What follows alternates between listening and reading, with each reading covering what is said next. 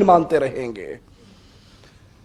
تبلیغی جماعت کے بہت بڑے عالم مولانا طارق جمیل، ان کی ایک ویڈیو دیکھنے کا اتفاق ہوا، ان کی ایک تقریر سننے کا اتفاق ہوا، میرے پاس موجود ہے، آپ بھی دیکھیے، ہم نے تو دیکھی اور روئے، آپ بھی دیکھو اور سنیت کی غیرت کے مر جانے پر کرو، آپ بھی دیکھو اور اپنے دل سے اصحاب محمد کی محبت کو نہ مٹاؤ، کہ جس کے دل میں محمد کے صحابہ کی محبت نہیں رہتی وہاں پر ایمان بھی نہیں رہتا۔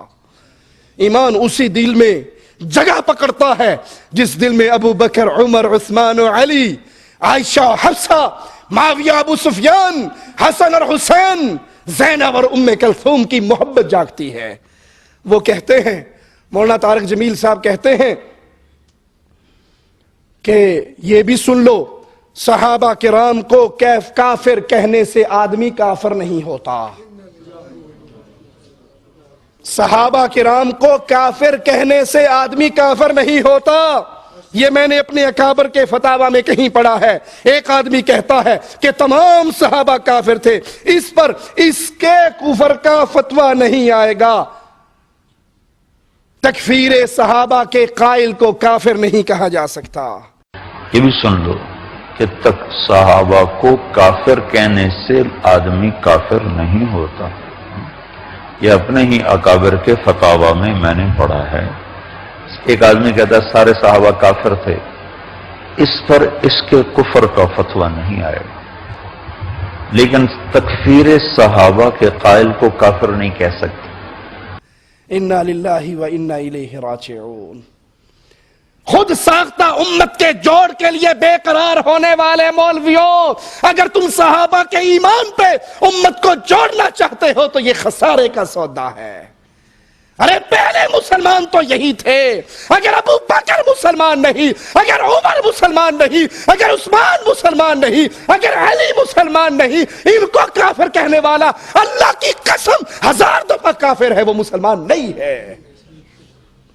تمہاری غیرت اس کو مسلمان مانتی ہے تو مان لے۔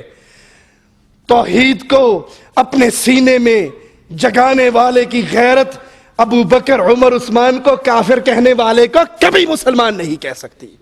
جاؤ ہماری روح اور جسم کے رشتوں کو توڑ دو، جاؤ ہماری ہڈی اور گوشت کو جدا کر دو، جاؤ ہمیں زندگی سے موت کا جام پلا دو، دھرتی کے اوپر سے دھرتی کے نیچے دفن کر دو۔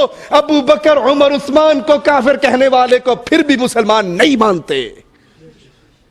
تم نے اسلام کی ساری بنیادیں ہی گرا کر رکھ دی۔ یہ مسلمان نہ بچے تو مسلمان کون ہے؟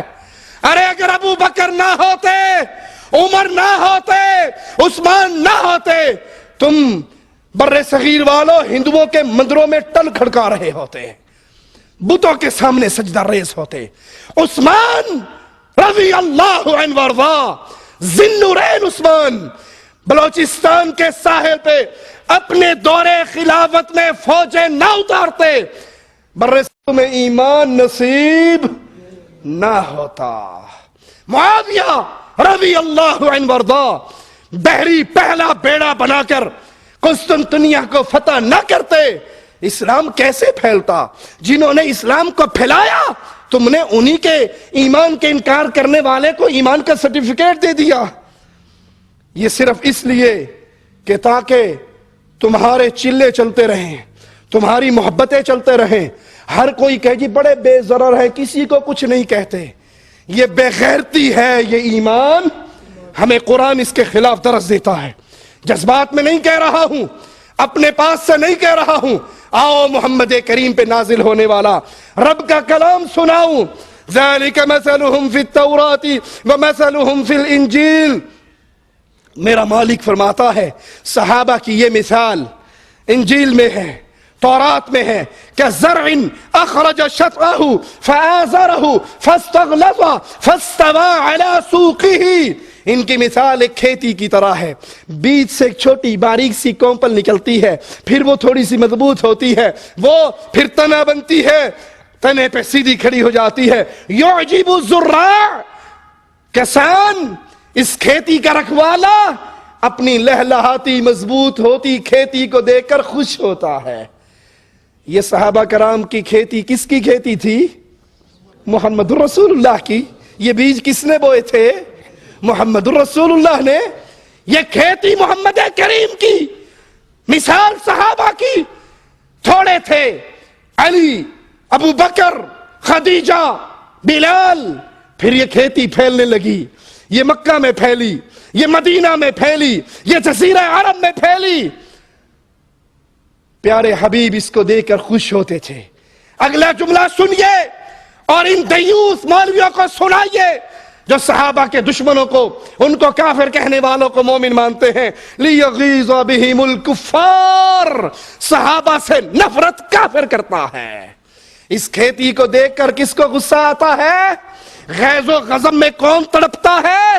محمد کریم کی بڑھتی ہوئی کھیتی کو کون برداشت نہیں کر سکتا؟ جو ان صحابہ سے نفرت کرے، بغض کرے، ان کے سینوں میں آگ جلے۔ ابو بکر، عمر، عثمان کا نام سن کے قرآن اس کو کافر ہونے کا سرٹیفکیٹ دیتا ہے۔ مولوی صاحب تم جتنا مرضی اسے مسلمان کہہ لو، قرآن مسلمان نہیں مانتا۔